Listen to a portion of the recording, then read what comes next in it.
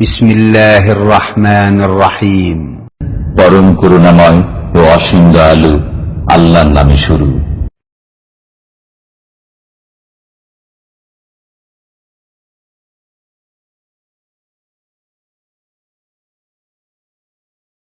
السلام عليكم ورحمة الله وبركاته.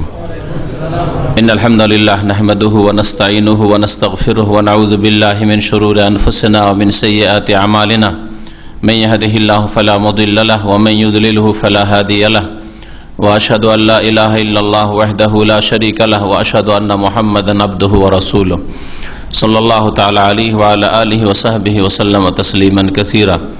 يا أيها الذين آمنوا اتقوا الله حق تقاته ولا تموتن إلا وأنتم مسلمون. يا أيها الناس اتقوا ربكم الذي خلقكم من نفس واحدة وخلق منها زوجها وبث منهما رجالا كثيرا ونساء واتقوا الله الذي تساءلون به والأرحم إن الله كان عليكم رقيبا.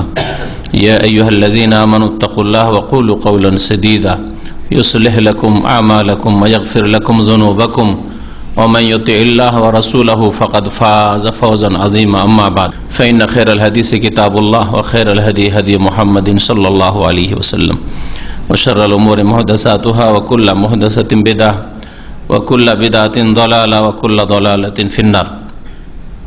أعوذ بالله من الشيطان الرجيم.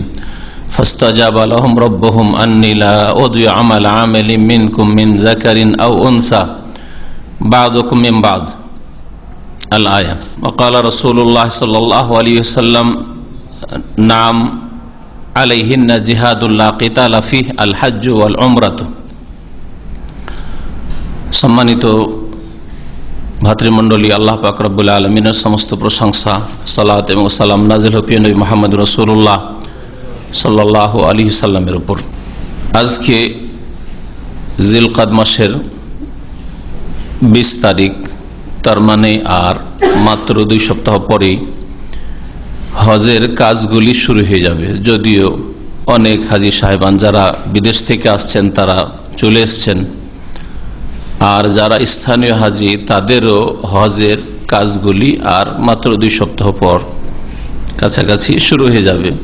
অর্থাৎ 8 তারিখ থেকে তারবিয়া দিন থেকে হজের কাজ শুরু হয়ে যাবে। আর যারা হজে বেরোবেন আরও 2 দিন 3 দিন আগে বেরোবেন, তাহলে 5 তারিখ 6 তারিখ 7 তারিখ জিলহজ মাসের এখানকার স্থানীয় হাজি সাহেবরাও হজের উদ্দেশ্যে সফর শুরু করবেন। গত সপ্তাহের আগের সপ্তাহে হাজিদের জন্য বেশ কিছু উপদেশ আলোচনা করা হয়েছিল। আজকে বিশেষ একটি আলোচনা হবে হজ সম্পর্কে বা উমরা সম্পর্কে। তা হচ্ছে মা বোনদের হজ এবং উমরা, মহিলাদের হজ এবং উমরা। আল্লাহ পাক রব্বুল আলামিন যেমন ভাবে পুরুষদের বিধিবিধানের ক্ষেত্রে গুরুত্ব দিয়েছেন, নবী করিম সাল্লাল্লাহু আলাইহি ওয়াসাল্লাম তা বর্ণনা করেছেন, তেমনি নারীদের মাসাইলের ক্ষেত্রে, বিধিবিধানের ক্ষেত্রে কোরআন এবং হাদিসে বিস্তারিত আলোচনা করা হয়েছে। অধিকাংশ ক্ষেত্রে নারী পুরুষের হুকুম আহকাম বিধিবিধান একই রকমের, তবে বেশ কিছু ক্ষেত্র রয়েছে যেহেতু আল্লাহ পাক সৃষ্টিগতভাবে পার্থক্য রেখেছেন নারী পুরুষদের মাঝে, সেই জন্য আমলের বিভিন্ন হুকুম আহকামের ক্ষেত্রে, বিধিবিধানের ক্ষেত্রে, মাসাইলের ক্ষেত্রেও পার্থক্য রয়েছে। এই জন্য বিশেষভাবে আজকের আলোচনা হবে মা বোনদের হজ এবং উমরা এবং তাতে বিশেষ যেসব মাসাইল তাদের সাথে সম্পর্কিত রয়েছে সে বিষয়গুলি। আল্লাহ পাক রব্বুল আলামিন কোরআনে কারীমের সূরা আলে ইমরানের আয়াত নম্বর 175 ইরশাদ করেছেন, আর তার আগে বেশ কিছু দুয়া আল্লাহ পাকের নেক বান্দা, যাদেরকে আল্লাহ পাক উলুল আলবাব বলে আখ্যায়িত করেছেন, বুদ্ধিমান, জ্ঞানী,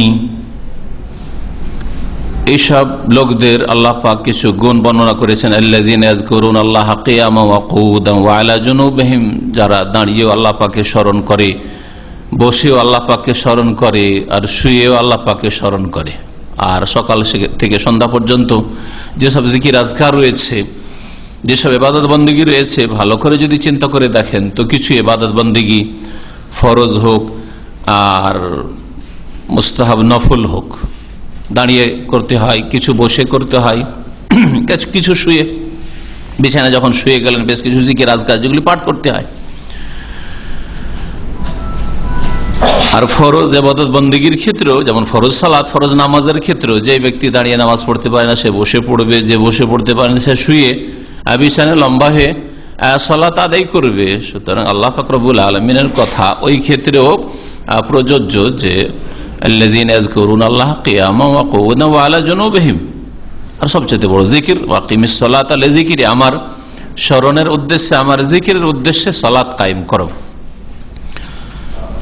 কোরআনে কারীমের তিলাওয়াত এবং তার অর্থ বুঝা, এটা হচ্ছে অত্যন্ত গুরুত্বপূর্ণ। আল্লাহ পাক রব্বুল আলামিনের জিকির, আল্লাহ পাকের উপদেশ চর্চা করা। আল্লাহ পাক রব্বুল আলামিন তারপরে মুমিনদের বেশ কিছু দোয়া উল্লেখ করেছেন, ওইসব জ্ঞানীদের, বুদ্ধিমানদের বেশ কিছু দোয়া উল্লেখ করেছেন কয়েকটি আয়াতে। তারপরে আল্লাহ পাক বলছেন ফাস্তাজাবা লাহুম রাব্বুহুম, আল্লাহ পাক তাদের ডাকে সাড়া দিলেন। যেসব মুমিন মুমিনাত নারী পুরুষ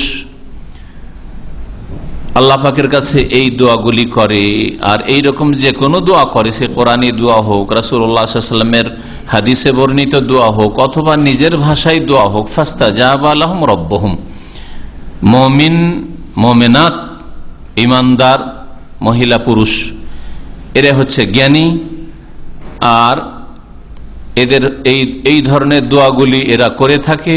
আল্লাহ পাক তাদের দোয়াই সাড়া দিলেন। ফাস্তাজাবা লাহুম রাব্বুহুম, তাদের প্রতিপালক তাদের দোয়া শুনলেন, দোয়া কবুল করলেন। আর আল্লাহ পাক ঘোষণা করলেন আন্নী লা উযীউ আমালা আমিলিন মিনকুম মিন যাকারিন আও উনসা। আল্লাহ পাক ঘোষণা করলেন যে আমি বিনষ্ট করি না, ব্যর্থ করি না, নিষ্ফল করে দিন। আন্নী লা উযীউ আমালা আমিলিন, যে কোনো কর্মকারীর কর্ম, যে কোনো আমলকারীর আমল। আপনি একজন বৃদ্ধ পুরুষ মানুষ, আপনার আমলকে আল্লাহ নষ্ট করবেন না যদি আপনি ইমানের অবস্থায় থাকেন।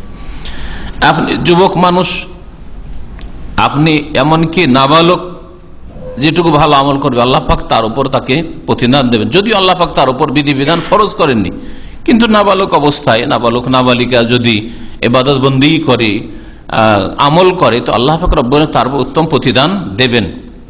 আন্নী লা উযীউ আমালা আমিলিন মিনকুম, তোমাদের মধ্যে কারো আমল, কোন কর্মকারীর, কোন আমলকারীর আমলকে আমি নষ্ট করি না, নষ্ট করব না, ব্যর্থ করব না। যে যা করবে অবশ্যই ফল পাবে। মিন যাকারিন আও উনসা, পুরুষ হোক অথবা নারী। তার আল্লাহ পাক রব্বুল সমানভাবে পুরুষ নারীর আমলের কথা উল্লেখ করেছেন। পুরুষ আমল করলেও যেমন আল্লাহ পাক উত্তম প্রতিদান দেবেন, তেমন মা বোনের আমল করলেও আল্লাহ পাক রব্বুল আলামিন তাদেরকে উত্তম প্রতিদান দেবেন।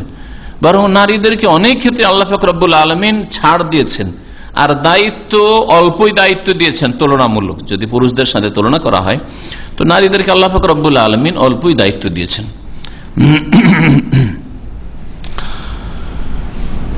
নারীদের হজ এবং উমরার মাসাইল, যে বিশেষ মাসাইলগুলি রয়েছে সেগুলি আলোচনা করব, হজের পুরো তরিকা নয়। নারীদের হজ সম্পর্কে বলার আগে হজ সম্পর্কে আমাদের জেনে রাখতে হবে যে বাইতুল্লাহর হজ পুরো উম্মতে মুসলিমার উপর ফরজে কিফায়া, মানে প্রতি বছর বাইতুল্লাহর হজ হইতে হবে, এটা জাতির ওপর, মুসলিম উম্মার ওপর ফরজ। ধরেন যদি কোনো এমন বছর হয় যে কোনো মুসলমানই গেল না, এই বছর আমরা যাব না, হজ করব না, তাহলে গোটা উম্মতের মানুষ গুনাহগার হবে, সারা বিশ্বের সমস্ত মুসলিম গুনাহগার হবে। যেমন একটা গ্রামে জানাজা ছিল, জানাজা পড়তে কেউ গেলেন না গ্রামের, তাহলে সকলেই গুনাহগার। একে বলা ফরজে কিফায়া। তাহলে বাইতুল্লাহর হজ করা উম্মতে মুসলিমার উপর প্রতি বছর ফরজে কিফায়া, প্রতি বছর হজ হইতে হবে। আর প্রত্যেক মুসলিমের উপর এক এক করে ব্যক্তি হিসাবে প্রত্যেক মুসলিমের উপর হজ ফরজ হবে। হজ ফরজ হওয়ার জন্য যেসব শর্তাবলী রয়েছে সেসব শর্ত যদি তার মধ্যে পাওয়া যায়, তাহলে জীবনে কতবার হজ ফরজ? একবার ফরজ। আল হাজ্জ মাররা, হজ হচ্ছে জীবনে একবার। এটা হচ্ছে ফরজ। ফামান জাদা, এর বেশি কেউ যদি হজ করে তাহলে ফাহুয়া তাতাউ, সেটা হচ্ছে নফল অতিরিক্ত। ওমা জাদা আন যালিকা ফাহুয়া তাতাউ। হজ ইসলামের পঞ্চম স্তম্ভ, আর এটি হচ্ছে মা বোনদের ক্ষেত্রে, বিশেষ করে যেসব মা বোনরা আমার এখানে সরাসরি আলোচনা শুনছেন পর্দার আড়াল থেকে, তাদেরকে বিশেষভাবে বলছি যে আজকে মনোযোগ দিয়ে শুনবেন, কারণ আপনাদের মাসাইল আলোচনা করা হচ্ছে। আর যেসব ভাইরা এখানে বসে আছেন তারা ভাববেন না যে তাহলে আমরা ঘুমাই, কারণ আপনাদেরও বাড়িতে পরিবার আছে, হ্যাঁ, কারো স্ত্রী আছে, বোনেরা আছে, মা খালা আছে, যাদেরকে দিন শিখাতে হবে, এটা আপনাদের ফরজ দায়িত্ব। হ্যাঁ, অনেকে আছেন যে এখানে হয়তো ফ্যামিলি নেই, কিন্তু দেশ থেকে হজে আপনার মা আসবে বা আসছে, এবার হয়তো আসছে বা এসেছে, অথবা আগামীতে আসবে, যাদেরকে হজ সম্পর্কে সঠিক জ্ঞান দিতে হবে। কারণ হজের বিষয়েও বহু ভেজাল রয়েছে। আজকাল যে সব কিতাব উঠিয়ে দেওয়া হয় হাজিদের হাতে মুআল্লিমদের মাধ্যমে, ওখান থেকে যখন হজে বেরোয় অধিকাংশ কিতাবগুলি বিদাতি কিতাব দেওয়া হয়। যেমন এক হাজি সাহেব এবারে টেলিফোন করছেন যে আমাকে এই হজ অফিস থেকে, মানে দেশ থেকে যে হজের কিতাবটা দিল, সেই কিতাবটাতে তো প্রত্যেক চক্করে একটা করে দোয়া আছে, তাওয়াফের আসাফ আমার আসাইল। আমি বলবো সবগুলি ভুয়া, জাল, কোনো জাল হাদিসেও নেই, মানুষের গড়া। হাদিস সহি বা হাসান এগুলো আমলযোগ্য, মকবুল। তারপর হাদিস জয়ীফ, দুর্বল, সন্দেহযুক্ত, সুতরাং তার উপর আস্থাই করা যাবে না। হাদিস জাল, একেবারে ডাহা মিথ্যা। জাল যেগুলো ডাহা মিথ্যা এইরকমও নয়, মানে এমন জালের জাল যে কোন জাল হাদিসে কিতাবও নেই, 7 চক্করে সাধ্য। কথা বুঝতে পেরেছেন? তারপরে বেশ কিছু দোয়াতে সংযোজন আছে, না বাড়াইলে মজা লাগে না। যেমন আজকাল কিছু লোকের আছে লবণ বেশি খেয়ে খেয়ে আর ঝাল বেশি খেয়ে খেয়ে, আর বিরিয়ানিতে ঝাল দেওয়া আছে, তরকারিতে ঝাল দেওয়া আছে, তারপর কাঁচা মরিচ নিয়ে, কাঁচা মরিচ না হলে ভাত ঢুকছে না, ঠিক না? হ্যাঁ, অতিরিক্ত ঝাল খাওয়া অভ্যাস হয়ে গেছে। তেমনি বিদাতীদের অবস্থা নবী করিম সাল্লাল্লাহু আলাইহি সাল্লামের সহিহ দোয়া বর্ণনা করা হয়েছে, সেটা পড়ে যথেষ্ট হচ্ছে না, মন ভরছে না, আরো কিছু পড়তে হবে। যেমন এক হাজি সাহেব টেলিফোন করছেন আর বলছেন যে শেখ, মক্কা যাচ্ছি মদিনা থেকে, এখন প্রথম মদিনা নেমেছি, তাহলে বলেন যে মক্কা গিয়ে বেশি বেশি কি আমল করব? তো 2-4টা বললাম। তার মধ্যে বললাম যে আপনি যখন তওয়াফ করবেন রুকনে ইয়ামানি আর হাজরে আসওয়াদের মাঝখানে যে দক্ষিণ দিকের এটা রয়েছে, দিকটা রয়েছে, ওই দিকটায় এক কর্নার থেকে আরেক কর্নার পর্যন্ত কোন দোয়া পড়বেন? রব্বানা আতিনা ফিদ দুনিয়া হাসানা ওয়া ফিল আখিরাতি হাসানা ওয়া কিনা আযাবান, কোরআনী দোয়া, এবং নবী করিম সাল্লাল্লাহু আলাইহি সাল্লাম এটা পড়েছেন রুকনে ইয়ামানি আর হাজরে আসওয়াদের মাঝখানে, তাই না? কিন্তু বিদাতি কিতাবে কি আছে শুনে রাখেন। বিদাতি কিতাবের লক্ষণ, হ্যাঁ, ওয়া আদখিলনাল জান্নাতা মা'আল আবরার ইয়া আজিজ ইয়া গফফার। বুঝতে পারলেন? যখন আমি ওয়াকিনা আযাবান নারে থেমে গেলাম, তখন বলছে শেখ আর একটু লেখা আছে আমাদের বইটাতে, যেটা দিয়েছে হজ অফিস থেকে, সেটা কি? এই ওই যেটা বললাম। তাহলে এদের ঝাল খেয়ে, অর্থাৎ সুন্নতকে অতিক্রম করে বিদআত করে করে এত তাদের স্বাদ বিকৃত হয়ে গেছে, জিভার স্বাদ, আর তাদের দিন ইসলামের স্বাদ, হালাওয়াতুল ঈমান, ঈমানের ওই স্বাদ পায় না। সুন্নত মেনে যে হালাওয়াতুল ঈমান, ঈমানের টেস্ট আছে, ওটা পাই না, স্বাদ লাগে না, যার ফলে বিদআত না করলে মজা লাগে না। ওয়াকিনা আযাবান্নার ইয়া রাসূলুল্লাহ, যেন সে বলছে যে আপনি তো এত দূর পড়েছেন, কিন্তু আমাদের জন্য এতটা যথেষ্ট না। আপনার জন্য সেটা হইতে পারে, আপনার সাহাবীদের জন্য এটা হইতে পারে, স্বর্ণ যুগের জন্য হইতে পারে, কিন্তু আমরা খারাপ যুগের লোক, আমাদের জন্য আরো কিছু দরকার। ওই জন্য ওয়াদখিলনাল জান্নাতা মা'আল আবরার ইয়া আজিজ ইয়া গফফার বাড়াইতা। অর্থ ভালো হইলে আপনাকে বাড়াবার অধিকার দেওয়া হয়েছে। রোজার ক্ষেত্রে দেখেন, আল্লাহ মালাকা সুম তো মাঝখানে বাড়িয়েছে, তাবলীগ নিসায় ফাজাইল আমলেও বাড়ানো আছে, প্রসিদ্ধ দোয়া বলে, আর কি অবিকা আমান্ত ওয়া আলাইকা তাওয়াক্কালতু, 2টো বাক্য বাড়ানো হয়েছে। এইভাবে অধিকাংশ দোয়াতে দেখবেন যদি সুন্নতি দোয়া হয়, আগে না হয় পরে না হয় মাঝখানে বাড়ানো হয়েছে। এগুলি হচ্ছে বিদআত। তো এইরকম বহু ভুল ভ্রান্তি রয়েছে আমাদের হজগুলিতে। সুতরাং হজ আমাদের ঠিক করে যেতে হবে, পুরুষদেরকে নারীদেরকে। যারা বাইরে থেকে শুনছেন অথবা শুনবেন, আগামীতে আমাদের আলোচনাগুলি তাদেরকেও সম্বোধন করে বলছি যে হজ করার আগে হজটাকে ঠিক করে যাবেন। মহিলা যদি হজে যায় তাহলে নিজে হজটা ঠিক করে যাবে, অথবা তার অভিভাবক তাকে হজ ঠিকভাবে শিখিয়ে দেওয়া, মানে যে সাথে আছে আমি যা করব তাই করবে না, এভাবে অজ্ঞ করে নিয়ে যাবেন না, হজ শিখিয়ে সাথে করে নিয়ে যাবেন। হজ মহিলাদের ক্ষেত্রে জিহাদ স্বরূপ। নবী করিম সাল্লাল্লাহু আলাইহি সাল্লামের হাদিস, মা আয়েশা রাদিয়াল্লাহু তাআলা আনহা বর্ণনা করেছেন, আন্নাহা কালাত ইয়া রাসূলুল্লাহ, মা আয়েশা রাদিয়াল্লাহু তাআলা বললেন, হে আল্লাহর রাসূল, হাল আলান নিসাই জিহাদুন, মহিলাদের কি জিহাদ ফরজ? মহিলাদের কি জিহাদ করতে হবে? জিহাদের তিনটা স্তর আছে। একটা হচ্ছে বল প্রয়োগ করা জিহাদ, যার শীর্ষ স্থান হচ্ছে প্রয়োজনে, আর সেটা আমিরুল মুমিনিন করবেন, ইমামুল মুসলিম দেশের সরকার করবেন, আর সরকারের নেতৃত্ব হইতে হবে মুসলিম ইমানদার দায়িত্বশীলের নেতৃত্ব হইতে হবে। সেটা হচ্ছে সশস্ত্র জিহাদ, যখন প্রয়োজন হবে। এটা হচ্ছে উচ্চ স্তর। ওইটার নামই শুধু জিহাদ নয়, আর আরেকটা জিহাদ হচ্ছে কথার জিহাদ। সেই কথাটা আপনি বলে করেন আর না হয় লিখে করেন। আর সর্বনিম্ন একটা জিহাদ আছে, সেটা হচ্ছে অন্তরে অন্যায়কারীদেরকে ঘৃণা করে প্রতিবাদ জানানো, তাদের সাথে কোনো সহযোগিতা না করা। তারা যেসব পাপের আড্ডাখানায় বসে আছে, পাপ ছড়াচ্ছে, সেখানে অংশ না নেওয়া। ছোট্ট একটা উদাহরণ, একজন বিড়ি খাচ্ছে, সিগারেট খাচ্ছে, পান বানাচ্ছে, পানের খিলি আর জর্দা চার খাচ্ছে, আর মজলিসে বসে বসে গল্প করছেন। আপনি ধোঁয়া ছাড়ছে, আপনি সিগারেট খান না, হ্যাঁ মুসল্লি মানুষ, কিন্তু সিগারেটের ধোঁয়া আপনাকে লাগছে, বসে আছেন আপনি দুনিয়ার গরজে গল্প করছেন। না, আপনার মধ্যে জিহাদ নেই, সর্বনিম্ন জিহাদও নেই। অন্তরের ঘৃণা যদি থাকতো নাকে কাপড়টা দিতেন আর ওখান থেকে সরে যেতেন। আল্লাহ পাক রব্বুল আলামিন বলছেন যে উপদেশ আসার পরে জালেমদের সাথে বসবে না তুমি। কোরআনের আয়াত, কোরআনে কারীমে এই মাসলা মজুদ রয়েছে যে কোনো গুনার কাজে কেউ বসে আছে ওই মজলিসে বসবেন না। তাসের মজলিস হোক, আর মদের মজলিস হোক, আর জর্দার পানের মজলিস হোক, আর বিড়ি সিগারেটের মজলিস হোক, আর এইরকমের যে কোনো মজলিস, পাপের মজলিস হোক না কেন, গীবতের মজলিস হোক, সমালোচনা গীবত করছে, আপনি উঠে পড়েন। কিছুই যদি না বলতে উঠে পড়েন। ফালা তাকুদ বাদা যিকরা মাল কওমিজ জালিমিন। তো অন্তর থেকে ঘৃণা করাও জিহাদ। ইমাম ইবনুল কাইয়িম রাহমাতুল্লাহ আলাইহি বিস্তারিত এই তিনটি স্তরের কথা উল্লেখ করেছেন। আপনি যতদূর পর্যন্ত পৌঁছিতে পারছেন আপনাকে পৌঁছিতে হবে। অন্তরের জিহাদ সকলে করতে পারবেন, কথার জিহাদ যার কাছে কোরআন হাদিসের জ্ঞান আছে করতে পারবেন।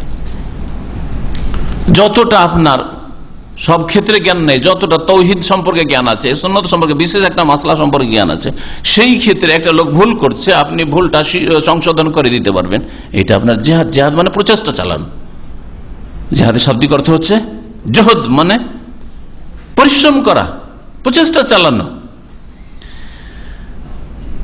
নবী করিম সাল্লাল্লাহু আলাইহি সাল্লামকে মা আয়েশা রাদিয়াল্লাহু তাআলা আনহা জিজ্ঞাসা করলেন, ইয়া রাসূলুল্লাহ, হাল আলান নিসাই জিহাদুন, মহিলাদের উপর জিহাদ কি ফরজ? কালা নাম আলাইহিন্না জিহাদুন লা কিতালা ফিহি, নারীদের উপর এমন এক জিহাদ ফরজ আছে বা আবশ্যক যাতে কোন সশস্ত্র যুদ্ধ নেই। তাহলে এমনও জিহাদ আছে যাতে কেতাল নেই, মানে অস্ত্র ধরা নেই, মারামারি করা লাগে না। তাদের এমন জিহাদ ফরজ রয়েছে যাতে কোন রকমের লড়াই নেই, সশস্ত্র যুদ্ধ নেই। আল হজ্জ আল উমরাতু, হজ এবং উমরা করা। মুসনাদ আহমদ, ইবনে মাজার হাদিস, হাদিসের সনদ সহিহ। সহিহ বুখারীতে রয়েছে অন্য আরেক ভাষায়, আন্নাহা কালাত, আয়েশা রাদিয়াল্লাহু তাআলা বলি, ইয়া রাসূলুল্লাহ, নারাল জিহাদ আফজালাল আমাল। আমরা কোরআন এবং হাদিস যতটা শিখলাম আপনার কাছ থেকে, তাতে দেখতে পাচ্ছি যে জিহাদটা হচ্ছে সবচেয়ে ভালো আমল আর কষ্টকর আমল।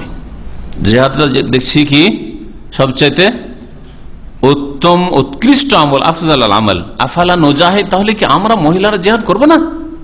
শুধু পুরুষরাই জিহাদ করবে, বদর হতে যাবে আর খন্দকে যাবে, আমরা যাব না?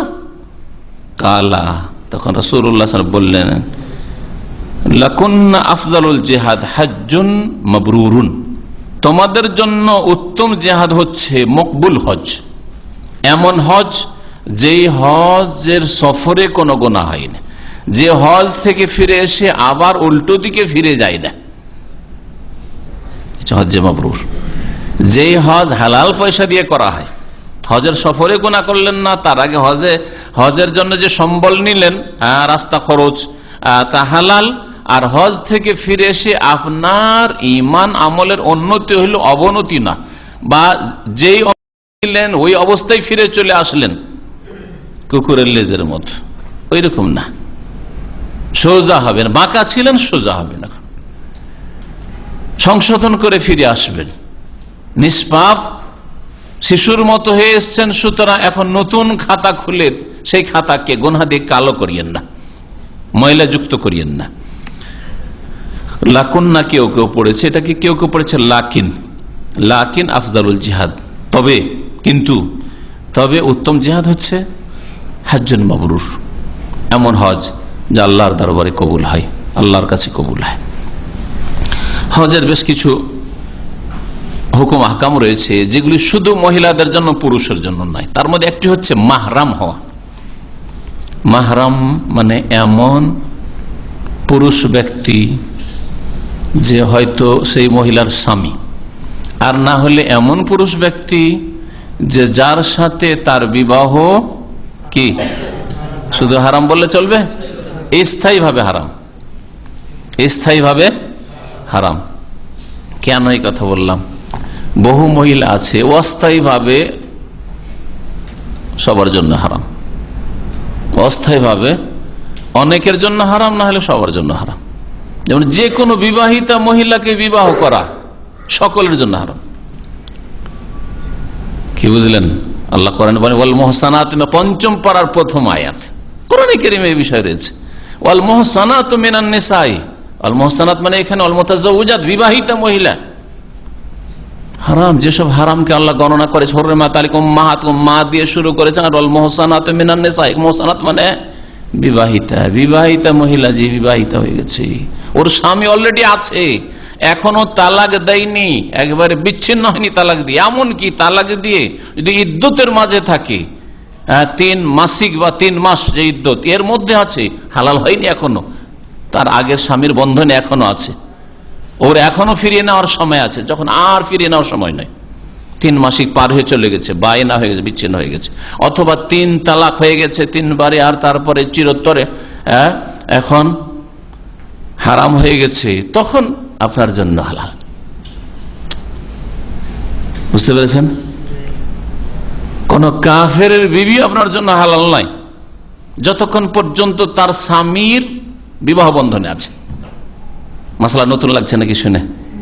হ্যাঁ, আর আজকালকার লম্পট লোকেরা কোর্ট ম্যারেজ করে, কেমন করে, কারো বউকে নিয়ে পালিয়ে গেল, আর এই গত বছরের ঘটনা, নিজের ভাবিকে নিয়ে পালিয়ে গেছে, ভাবিকে নিয়ে পালিয়েছে, ভাবি এয়ারপোর্টে রাখতে এসছে, ভাই 2 ভাই আবার থাকে সৌদি আরবে, আর ভাবি রাখতে আসছে দেবরকে, আসলে ভাবসাব হয়ে গেছে দেবরের সাথে, এয়ারপোর্টে নিয়ে চলে গেছে, এখানে ছুটি গেছে, ওকে নিয়ে চলে গেছে বাড়ি থেকে বেরিয়ে। তাহলে বিবাহিতা নয়? বিবাহিতা যদি অমুসলিমের স্ত্রী হয়, কি বললাম, হ্যাঁ, বিবাহ করা যাবে না যতক্ষণ পর্যন্ত তার থেকে বিচ্ছিন্ন না হয়েছে। শরীয়তে যে বিচ্ছিন্ন হওয়ার বিধিবিধান রয়েছে সেগুলি হইতে হবে। হয়তো মহিলা ইসলাম কবুল করে নিয়েছে, আর সেই কাফেরের কাছে থাকা তার জন্য জায়েজ নাই, এটা হইতে পারে। সেসব মাসলাই যাচ্ছি না, কারণ আবার মাসলা থেকে বহু মাসলা বেরিয়ে যাচ্ছে। তো কি বলছিলাম, যে মাহরাম কাকে বলে? মুহরিম না। আবার আমাদের দেশের অনেক আলেমরা বলে একটা মুহরিম, বিনা মুহরিমে মহিলা সব, মুহরিম না, মুহরিম এহরামকারী, যেই মানুষ এহরামের অবস্থায়, হজ উমরার এহরামের অবস্থায় থাকে, ওকে কি বলে? মুহরিম বলে। বুখারীর তরজমা করেছে বাংলাদেশ থেকে একটা, আর ওতে টিকাতে লিখছে মুহরিম, তার মানে যে তরজমা করেছে নিশ্চয় আলেম। তাহলে আলেমও অনেকে আছে যারা মাহরাম আর মুহরিমের পার্থক্য বুঝে না। এটা আপনাকে বলে দিলাম যে এইরকম বুখারীর অনুবাদ আর টিকা লিখতে যে যদি মাহরামকে মুহরিম লিখে তাহলে আপনাদের তো ভুল হইতে পারে। এই জন্য শিখা ফরজ, আর সঠিক জায়গা থেকে শিখা ফরজ। মুহরিমের অর্থ আলাদা। আর মাহরাম মানে স্বামী অথবা এমন ব্যক্তি যার সাথে কোন মহিলার স্থায়ীভাবে বিবাহ হারাম, ওই মহিলার জন্য এই পুরুষটা হচ্ছে মাহরাম। তা মাহরাম পুরুষ হয়, মাহরাম পুরুষ আর সাবালক হয়, নাবালক মাহরাম হয় না। 5 বছর 7 বছর 8 বছর 10 বছরের ছেলেকে নিয়ে ঢাকা থেকে চললো দিনাজপুর চিটাগাং বাসে। কার সাথে এলে? আমার ছেলে ছিল। কত বড়? বলছে 8 বছর 10 বছরের ছেলেকে সাথে নিয়ে আসছে, অসুবিধাটা কি? আর আজকাল তো সেটারও প্রয়োজন হয় না। নারী স্বাধীনতা, একা চলতে দিতে হবে যাতে ধর্ষিত হইতে পারে, যাতে পুরুষদের কাছে শিকার হইতে পারে লম্পটদের কাছে, তাই না? আল্লাহ পাক এদের হেফাজত করতে চেয়েছেন, এরা হেফাজতে থাকতে চায় না।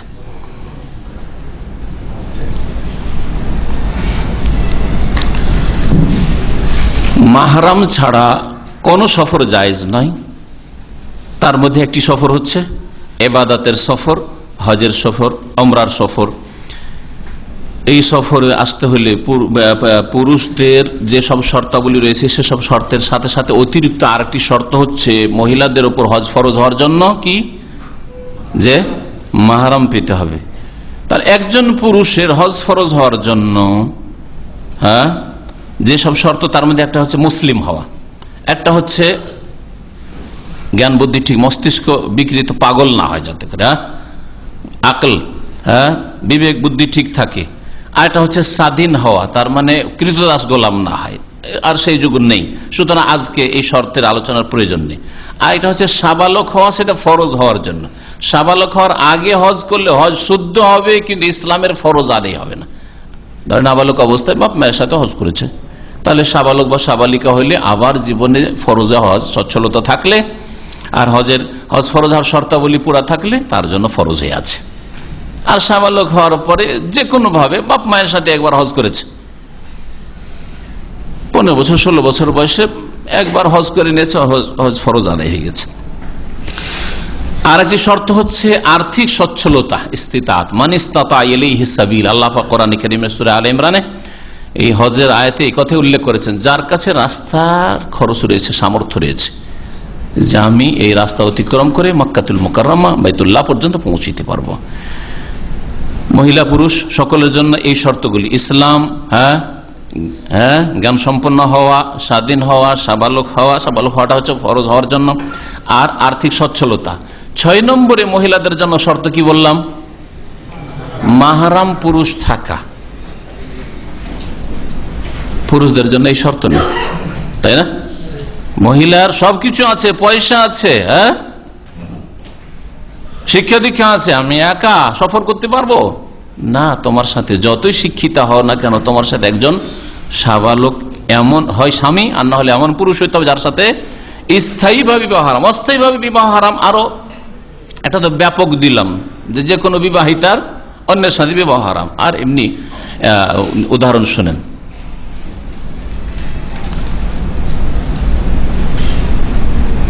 যেমন শালীকে বিবাহ করা,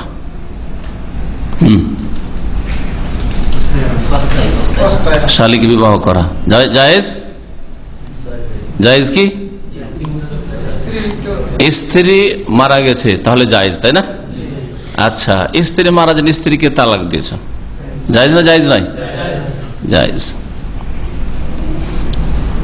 কোন এক সময় আমাকে একজন বলছে যে না, স্ত্রী মারা গেলে জায়েজ হইতে পারে শালীকে বিবাহ, স্ত্রীকে তালাক দিলে আবার কি করে জায়েজ হইতে পারে? হ্যাঁ, জায়েজ হইতে পারে। ওর বোনের চরিত্র ভালো ছিল না, সেজন্য তালাক দিয়েছেন।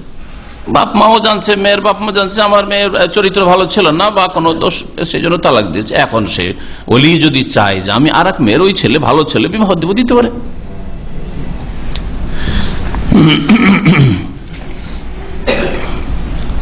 এইরকমই 2 মহিলাকে একত্রিত করা, যেমন খালা আর তার বোনের মেয়েকে একত্রিত করা, ফুফু তার ভাস্তিকে একত্রিত করা, না যায়, ঠিক না? কিন্তু আলাদা আলাদা ভাবে বিবাহ করতে পারে, ঠিক না? তাহলে আপনার স্ত্রীর ফুফুর জন্য আপনি মাহরাম নন, আপনি আপনার স্ত্রীর খালার জন্য মাহরাম নন, আপনি আপনার স্ত্রীর বোন আসতে চাইছে আপনার সাথে, আপনি মাহরাম নন।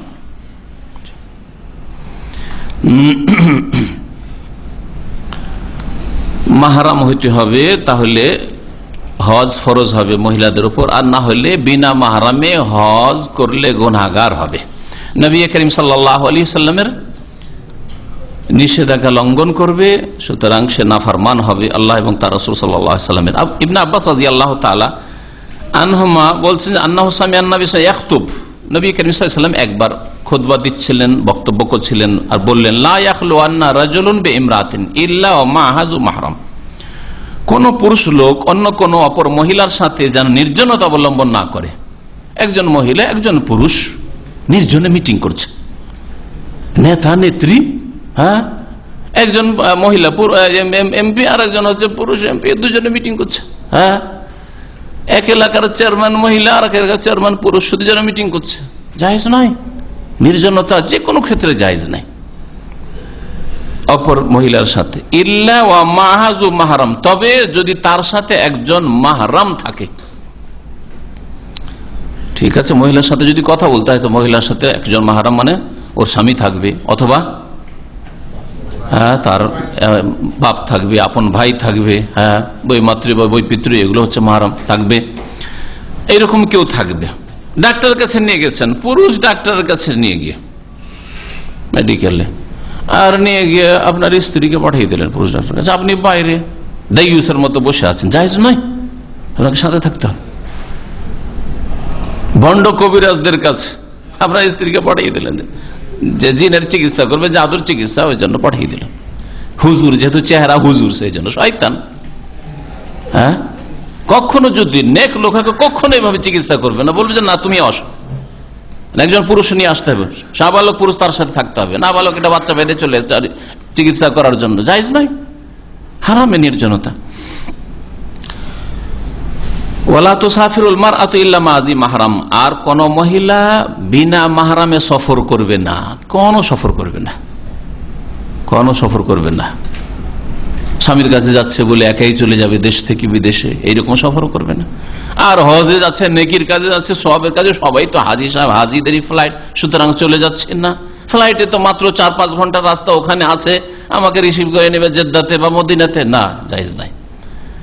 বিনা মাহরামে কোন মহিলা সফর করবে না, এমন ব্যক্তিত্ব বলেছেন যিনি নিজের খেয়াল খুশি কথা বলেন, ওয়া ইয়ানতিকু আনিল হাওয়া ইন হুয়া ইল্লা ওয়াহিয়ুন ইউহা, ওহী আল্লাহর পক্ষ থেকে ওহী।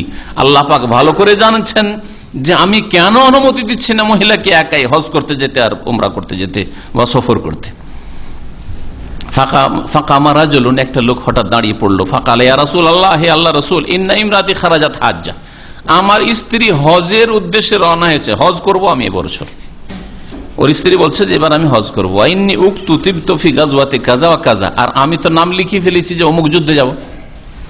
হজের মৌসুমে জিহাদের হুকুম হয়েছে রাসূলুল্লাহ সাল্লাল্লাহু আলাইহি সাল্লামের, আমি ইয়া রাসূলুল্লাহ আপনার হুকুমে হজ জিহাদের নাম লিখিয়ে দিয়েছি, আর আমার স্ত্রী বলছে এই মৌসুমে হজে যাবে, এখন আমি কি করব? অথচ জিহাদ একটু আগে হাদিসে পড়লেন কি, হ্যাঁ বললাম আফজালুল আমল, হ্যাঁ উত্তম আমল, হ্যাঁ জুরওয়াত ইসলামের হচ্ছে চূড়া। পাহাড়ের চূড়ায় সবাই উঠতে পারে না, আমাদের এতগুলি লোকের মধ্যে হয়তো 10টা লোক উঠতে পারবে না সাহস করে, হ্যাঁ থরথর করে কাঁপতে কাঁপতে নেমে পড়বে, ভাই উপরে উঠা যাবে না, তাই না? চূড়া বলা হয়েছে। তারপরে নবী করিম সাল্লাল্লাহু আলাইহি ওয়াসাল্লাম, না জিহাদ ছাড়ো, কোথায় যাও? কাল ফান্তালিক, যাও, ফাহুজ্জা মা ইমরাত, তোমার স্ত্রীর সাথে গিয়ে হজ করো, স্ত্রীর মাহরাম হয়ে হজ করো। এমন না যে ওর হজ বাকি আছে, হজ করে ফেলেছে, ওর হজ বাকি থাকার বলতে তোমার হজ করো বলতেন, তাই না? যাও তোমার স্ত্রীর সাথে হজ করো। এই মর্মে আরো অনেক হাদিস রয়েছে যে মাহরাম ছাড়া সফর করা জায়েজ নাই।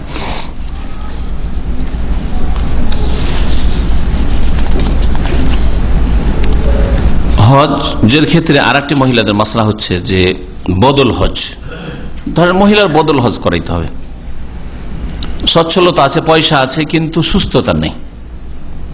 পয়সা আছে, হজ ফরজ, কিন্তু ফরজ কিভাবে আদায় করবে? বদলে কাউকে পাঠাবে। মহিলার জন্য মহিলাই বদল হইতে হবে না পুরুষ চলবে? বলেন, পুরুষ মহিলার হজ করতে পারে, তাই না? হজে বদল করতে পারে। এর বিপরীতটা, একজন পুরুষ লোকের হজ এক মহিলা বদল হজ করতে চাইছে, পারবে না? পারবে না? পারবে। কেন পারবে না? হ্যাঁ, মাহরাম যদি থাকে তার সাথে, মাহরাম তো লাগবে।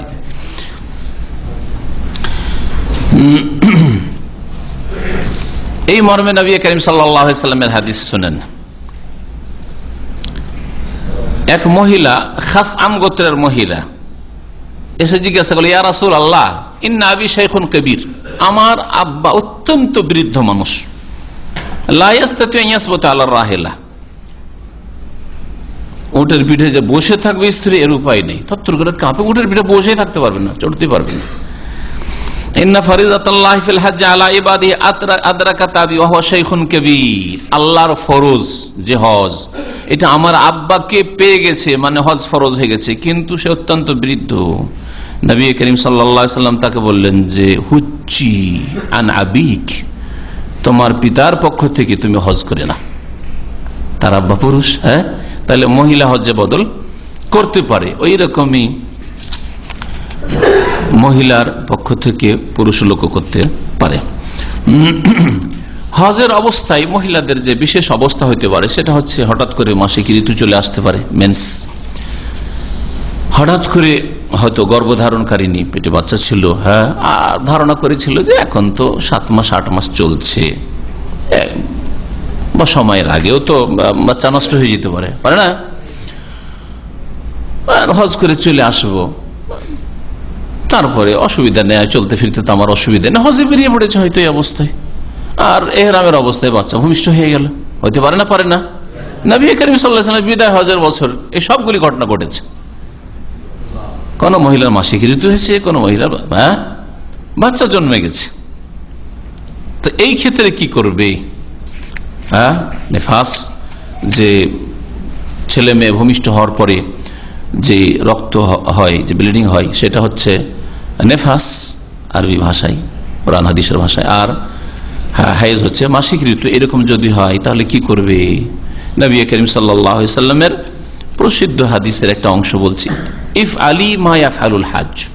মা আয়েশা রাদিয়াল্লাহু তাআলা আনহার এরকম অবস্থা হয়েছিল, মাসিক ঋতু এসেছিল, বলছিলেন হাজিরা যা করে সবগুলি করো, গায়রা, একটি কাজ ব্যতীত, আল্লাহ তাতুফি বিল বাইত, বাইতুল্লাহর তওয়াফ করবে না, বাইতুল্লাহর তওয়াফ করবে না। তো বাইতুল্লাহর তওয়াফ করবে না, তাহলে সাফা মারওয়া সাই করতে পারে, হ্যাঁ, বাইরে থেকে সাফা মারওয়া সাই পর্যন্ত করতে পারে।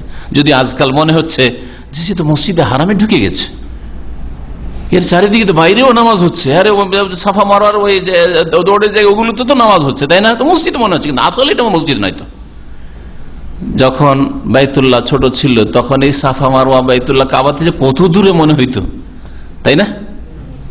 এটা মসজিদের অংশ নয়, মসজিদের অংশ এটা নয়। সাই করতে পারবে, কিন্তু সাই শুধু শুধু চলে না বিনা তওয়াফি। নবী করিম সাল্লাল্লাহু আলাইহি ওয়াসাল্লামের জীবনে সাহাবায়ে কেরামদের মধ্যে জেনে শুনে তওয়াফবিহীন শুধু সাই এরকম কখনো করা হয়নি, হজে বা উমরাতে। তওয়াফে কুদুমের পরে সাই করেছেন, আর না হলে তওয়াফে ইফাজা ফরজ তওয়াফের পরে সাই করেছেন। আর শুধু গেলাম যে সাইটাকে শুধু সেরে রেখে দিয়া শুধু শুধু সাই করে নিলাম, যেমন আজকাল সুবিধাবাদী কিছু আলেমরা ফতোয়া দিচ্ছে এরকম, যে অসুবিধা, আপনি হজে কেরান করছেন, হজে ইফরাদ করছেন, আপনার তো একটা সাই, তো সাইটাকে এগিয়ে রাখেন, আগে সাইটাই করে রেখে দেন, আর তওয়াফে কুদুম তো আপনার ইফরাদে বা কেরানের সুন্নাত ওঠা না করলেও চলে, সাইটা করে নেন, আর তারপরে আপনি ওই 10 তারিখ আর ভিড় ভাড়ে পড়লেন না, 11-12 তারিখ তো ভিড় বেশি হবে, আর তারপরে আপনি মেনে চলে যান, না জায়েজ নাই। এটা একমাত্র জাহিরি মযহাব ছাড়া সমস্ত আইম্মায়ে কেরাম, ওলামায়ে কেরামদের নিকটে এই বিষয়টি সর্বসম্মতিক্রমে স্বীকৃত যে শুধু শুধু সাই করা যাবে না। তাহলে এটা ওই ক্ষেত্রে প্রযোজ্য যে মহিলা হয়তো মেন্স হওয়ার আগে তওয়াফ করে ফেলেছে, আর তওয়াফ করে বেরিয়ে এসছে, আর মাসিক শুরু হয়ে গেছে, এখন কি বলবেন? বলছেন হ্যাঁ সাই করতে পারে, অসুবিধা নেই, না পাক অবস্থায় সাই করতে পারে।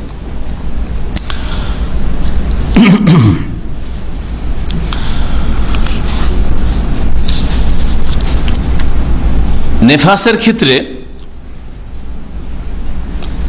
আবু বকর সিদ্দিক রাদিয়াল্লাহু তাআলার স্ত্রীর ঘটনা ঘটেছিল। জাবের রাদিয়াল্লাহু তাআলার প্রসিদ্ধ হাদিসে সহিহ মুসলিমে রয়েছে, তা তো রয়েছে যে হাত্তা আতাইনা জাল হুলাইফা, আমরা জুল হুলাইফা পৌঁছিলাম। জুল হুলাইফা যে আবিয়ার আলী মিকাত, মদিনার মিকাত, মসজিদ নববী থেকে 10 কিলোমিটার মোটামুটি। এখানে পৌঁছিতেই ফাওয়ালাদাত আসমা বিনতে উমাইস, উমাইসের মেয়ে আসমা আবু বকরের স্ত্রী রাদিয়াল্লাহু আনহুম আজমাইন ভূমিষ্ঠ করলো তার ছেলেকে, যে ছেলের নাম ছিল মুহাম্মদ বিন আবি বকরা। মুহাম্মদ বিন আবি বকর, আবু বকর রাদিয়াল্লাহু তাআলা ছেলে মুহাম্মদ ছিল। ফারসালাত ইলা রাসূলিল্লাহ সাল্লাল্লাহু আলাইহি ওয়াসাল্লাম, কাইফা আসনা, রাসূলুল্লাহ সাল্লাল্লাহু আলাইহি ওয়াসাল্লামের কাছে কোন লোককে পাঠালেন। এই আসমা যে কি করব, আমি এখন হজে বেরিয়েছি আর এইরকম বাচ্চা ভূমিষ্ঠ হয়ে গেল। কালা ইগতাসিলি, গোসল করে নাও, ওয়াস্তাসফিরি বিসাউবিন, আর কাপড় দিয়ে মজবুত করে বেঁধে নাও, কাপড় দিয়ে মজবুত করে বেঁধে নাও। আজকাল মাশাআল্লাহ আল্লাহ পাক সুবিধা দিয়েছে, কি পাম্পার্স বলছে ওগুলোকে না, হ্যাঁ পাম্পার্স, বড় বড় পাম্পার্স আছে ছোট বাচ্চাদের থেকে শুরু করে বড়দের পর্যন্ত মার্কেটে। ওই কাজটা এটা করবে, আর না হইলেও কাপড় যথেষ্ট, সেটা দিয়ে আপনার যথেষ্ট।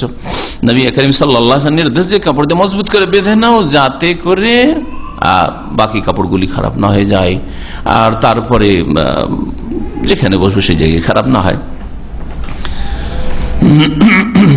ওয়া আহরেমি, আর তারপর কি করো, এহরাম করে নাও, এহরাম বেঁধে নাও। তার মানে জুলহুলাইফা আবিয়ারে আলী পৌঁছেছেন আর এখন এহরাম বাঁধা হয়নি। এহরাম বাঁধার আগে নবী করিম সাল্লাল্লাহু আলাইহি ওয়াসাল্লাম এই কথা বললেন না যে যাও, যখন এইরকমই হয়ে গেল, মাত্র তো 8-10 কিলোমিটার এসে ফিরে চলে যাও, এখান থেকে কারোর সাথে তুমি ফিরে চলে যাও। আবু বকর কথা বলেন, যাও তোমার স্ত্রীকে ফিরিয়ে দাও, যখন এইখানে অবস্থা আছে ফিরিয়ে দাও। করলেন না এটা, তাই না? সাথে নিয়ে গেলেন, এহরাম বেঁধে নাও। তাহলে এহরাম বাঁধা যাবে, সবকিছুই করা যাবে, লাব্বাইক পড়বে, জিকির আজকার করবে, সবকিছু করবে, শুধু একটি কাজ করবে না। কি করবে না? বাইতুল্লাহর তওয়াফ করবে না, সাফা মারওয়ায় অবস্থান সাই করবে, তারপরে আপনার আরাফায় অবস্থান করবে না, করবে না? আরাফায় অবস্থান করবে, আর নামাজ পড়বে না। নামাজ এই অবস্থায় আল্লাহ পাক মাফ করেছেন, নেফাসের অবস্থায়, মাসিক ঋতুর অবস্থা, হাইজের অবস্থায় আল্লাহ পাক নামাজ মাফ করেছেন, শুধু নামাজ পড়বেন না। কিন্তু বাকি জিকির আজকার সবকিছু করবে, মুজদালিফার কাজ করবে, কঙ্করি মারবে না, মারবে না, পাথর মারবে জামারাতকে, সব কাজ করবে।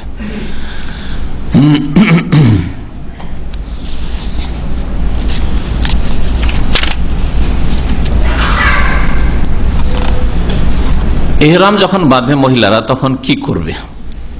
মহিলারা যখন এহরাম বাঁধবে তখন পুরুষদের মতোই তাদের বিধান গোসল করার। গোসল যেমন পুরুষদের জন্য সুন্নাত, তেমনই মহিলাদের জন্য সুন্নাত। যদি কোনো অসুবিধা না, সুন্নাত ফরজ ওয়াজিব নয় এই গোসল। যদি কোনো অসুবিধা না থাকে, ঠান্ডা লাগার ভয় না থাকে ইত্যাদি, নিজের ক্ষতি হবে, বাচ্চার ক্ষতি হয়ে যাবে যে বাচ্চাকে দুধ দিচ্ছে, এর উপর আশঙ্কা নেই। পরিষ্কার পরিচ্ছন্নতা যা প্রয়োজন তা করবে। অপ্রয়োজনীয় চুল যেমন পুরুষের রয়েছে, মহিলাদের রয়েছে, অপ্রয়োজনীয় চুল যদি আসলে কাটার প্রয়োজন হয়, পরিষ্কার করার প্রয়োজন হয়, তাহলে করবে।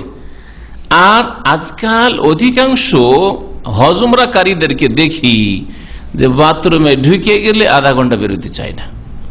বরং আমি অনেকে জিজ্ঞেস করেছি এতক্ষণ কি করা, যারা হয়তো সাথে গেছে, বলছে সবকিছু পরিষ্কার পরিচ্ছন্ন হইলাম। কেন ওখান থেকে পরিষ্কার আসনি? আর মাত্র এই তো 8-10 ঘন্টা সফর করে দামাম থেকে তাই পৌঁছিল, 10 ঘন্টা 12 ঘন্টার সফর করে, বলছে এখানে করা যে সুন্নাত না, ওইখানে করা সুন্নাত নাই। এই ভ্রম ভেঙে দেন, এগুলি সংশোধনের প্রয়োজন রয়েছে। যে সবকিছু সাফ করে মিকাতেই ছেড়ে যেতে হবে, বগল সাফ করতে হবে, মোচ ছোট করতে হবে, আরো কিছু সাফ করতে হবে, সব ওই মিকাতেই করা সুন্নাত, এটা ভুল কথা। মিকাতে করা সুন্নাত নাই। যদি বেড়ে থাকে, আরে নবী করিম সাল্লাল্লাহু আলাইহি ওয়াসাল্লামের জামানায় দূর দূর থেকে সফর, বাড়ি থেকে বেরিয়েছে পরিষ্কার করে, আর রাস্তায় মোজ বড় বড় হয়ে গেছে, হবে না? 15 দিন 20 দিন হয়ে গেছে সফরে, তাহলে প্রয়োজন আছে না? নেই, প্রয়োজন আছে ছোট করার বা পরিষ্কার করার। কিন্তু আপনার কি প্রয়োজন রয়েছে? এখান থেকে বাড়িতে পরিষ্কার করে যান, ওখানে গিয়ে পরিষ্কার করা সুন্নাত নাই। তবে বড় হয়ে থাকলে, হ্যাঁ কাটার প্রয়োজন হইলে সেইখানে গিয়ে পরিষ্কার করা সুন্নাত। যেমন এটা পুরুষদের ক্ষেত্রে, তেমনি মহিলাদের ক্ষেত্রেও।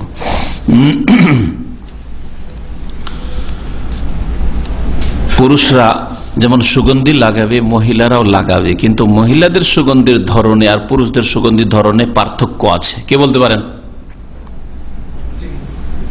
পুরুষদের সুগন্ধি কেমন হবে? হ্যাঁ, তিবুর রাজুলে মা খাফিয়া লাউনুহু ওয়া যাহারা রিহুহু। পুরুষদের সুগন্ধি হচ্ছে, খুশবু হচ্ছে, আতর হচ্ছে কি মা খাফিয়া লাউনুহু, যার রং কালার প্রকাশ পায় না। মেকআপ করে যাবেন না আপনি, জাহাজে যাতে একটু মেকআপ করে যায়, তাই না? আপনি মেকআপ করবেন না, আপনি রং কালার যেন প্রকাশ না পায়। আর কি হয়? যাহারা রিহু, কিন্তু সুগন্ধি, ঘ্রাণ বেরোক, ঘ্রাণ বের হবে। অতিবুর মারআতে, নারীদের সুগন্ধি হচ্ছে মা যাহারা লাউনুহু, যার রং প্রকাশ পাবে। হ্যাঁ, চেহারায় গ্লেজ ফুটে উঠছে, হাত পরিষ্কার পরিচ্ছন্ন হচ্ছে, রং ফর্সা মনে হচ্ছে, এই জন্য তো ঢাকতে বলা হয়েছে। এগুলো কার জন্য করবে? স্বামীর জন্য করবে। হ্যাঁ, আর স্বামী ছাড়া অন্যের সামনে বাড়ি থেকে ঢেকে বেরোবে, সেই জন্য মা যাহারা লাউনুহু, রং ফুটে উঠে এমন সুগন্ধি, এমন আতর, তিব ব্যবহার, খুশবু ব্যবহার করতে হবে। আর খাফিয়া রিহুহু, আর ঘ্রাণ যাতে করে লুকায়িত থাকে, ঘ্রাণ প্রকাশ না পায়, এইরকম হইতে হবে। এমন নয় যে মহিলা রাস্তা দিয়ে হেঁটে যাচ্ছে, গোটা রাস্তাকে একবারে সুগন্ধিময় করে দিচ্ছে। হ্যাঁ, মহিলা মসজিদে পাশ দিয়ে যাচ্ছে, আরে বাপরে বাপ, কত দামি আতর যে ব্যবহার করেছে নবী করিম সাল্লাল্লাহু আলাইহি ওয়াসাল্লাম। এইরকম মহিলাদের যারা মার্কেটে, বাজারে, এমনকি নামাজ পড়তে যায়, এইরকম আতর সুগন্ধি লাগিয়ে যাতে সুগন্ধি ছড়ায়, তাদেরকে নবী করিম সাল্লাল্লাহু আলাইহি ওয়াসাল্লাম কি বলেছেন বলতে পারেন? ফাহিয়া কাযা ওয়া কাযা জানিয়া। তাহলে এই মহিলারা যারা অন্য পুরুষকে সুগন্ধি শোঁয়ায় যে আছে, আমার কাছে দেখো আমার স্বামী দিয়েছে, অথবা আমি কিনতে পেরেছি, সার্ভিস করি, হ্যাঁ আমার কাছে দামি সুগন্ধি আছে, ঘ্রাণ ছড়াচ্ছে, তাহলে সে জানিয়া, জেনাকারিনী, যদিও জীবনে জেনার কাছে যায় না, হয়তো জেনাকারিনী। নামাজের অবস্থায়, নামাজে যাচ্ছে, সেখানে গিয়ে যদি এরকম হয়, তারপরে নবী করিম সাল্লাল্লাহু আলাইহি ওয়াসাল্লাম বলেছেন ওয়ালিয়াখরুজনা তাফিলাত। এই জন্য নবী করিম সাল্লাল্লাহু আলাইহি ওয়াসাল্লাম বলেছেন, দেখো মহিলাদের জন্য কিন্তু বাড়িতে নামাজ পড়া ভালো, আর যদি যেতে চাই তো বাধা দিও না। ওয়ালিয়াখরুজনা তাফিলাত, আর যদি যাই তারা তো খুব জমকপূর্ণ কাপড়ে যাবে না, আকর্ষণীয় কাপড়ে যাবে না, আর শরীরে অলংকার নিয়ে, অলংকার বাজছে আর ঘ্রাণ ছড়াচ্ছে, খুশবুর সুগন্ধি, এইরকম করে যাবে না, একেবারে সাদা সিধা অবস্থায় তা ফেলাত যাবে। মা আয়েশা রাদিয়াল্লাহু তাআলা আনহা এই রকমের জিনিস লাগাতেন। কুন্না নাখরুজু মা রাসূলিল্লাহ সাল্লাল্লাহু আলাইহি ওয়াসাল্লাম, আমরা রাসূলুল্লাহ সাল্লাল্লাহু আলাইহি ওয়াসাল্লামের সাথে সফরে বেরোইতাম, বা উমরা বা হজের সফরে বেরোইতাম। ফানুদাম্মিদু জিবাহানা বিল মিসকি ইনদাল ইহরাম, ইহরাম করার সময়, মানে ইহরাম করার আগে, ইহরামের নিয়ত যে লব্বাইক উমরা ও লব্বাইক হাজ্জান বলবেন, এর আগে মা আয়েশা বলছেন যে আমরা কি করতাম, আমাদের কপালগুলিতে, কপালে কি করতাম, মিস্ক, মৃগ নাভি থেকে যে সুগন্ধি হয়, মিস্ক আম্বার প্রলেপ দিতাম, ব্যবহার করতাম। আমরা চোখে দেখতে পাই না, কিন্তু সেই যুগে আল্লাহ পাক রব্বুল তাদেরকে দিয়েছেন, ব্যবহার করতাম। ফায়জা আরেকাত ইহদানা, তারপরে যখন আমাদের কেউ ঘেমে যেত, কারণ আমরা নবীর বিবিরা বা সাহাবীদের স্ত্রীরা ব্যবহার করতাম, যখন ঘেমে যেত, সালা আলা ওয়াজহা, তখন চেহারার উপরে সেগুলো বয়ে আসতো, কপালে ব্যবহার করতেন, এগুলোতে বয়ে আসতো। ফায়ারাহান নবী সাল্লাল্লাহু আলাইহি ওয়াসাল্লাম ফালায়ানহান, নবী সাল্লাল্লাহু আলাইহি ওয়াসাল্লাম আমাদেরকে দেখতে পেতেন যে এই ঘামে আমাদের ওই সেগুলি প্রবাহিত হচ্ছে ঘামের সাথে। ফালায়ানহানা, কিন্তু নবী সাল্লাল্লাহু আলাইহি ওয়াসাল্লাম কখনো নিষেধ করেননি। কিন্তু কার সামনে? স্বামীর সামনে, মাহরামের সামনে হইতে পারে, অপর পুরুষের সামনে, যারা মাহরাম নয় তাদের সামনে জায়েজ নাই জিনত, অলংকার প্রকাশ করা। মহিলাদের বিশেষ আরেকটা মাসলা হচ্ছে যে মহিলারা যখন ইহরামের নিয়ত করে নেবে, লব্বাইক উমরাহ লব্বাইক হাজ্জা করে নেবে, তখন তাদের চেহারার উপর যে দুই চোখের সামনে ফাটল বিশিষ্ট কাপড়টি রয়েছে সেটাকে খুলে ফেলতে হবে। ফাটলওয়ালা কাপড়টির নাম হচ্ছে নেকাব। নাকাব মানে ছিদ্র, নাকাব মানে ছিদ্র। চোর যে বাড়ি ঘরের কিছুটা অংশ কেটে ঢুকে, ওইটাকে নাকাব বলে।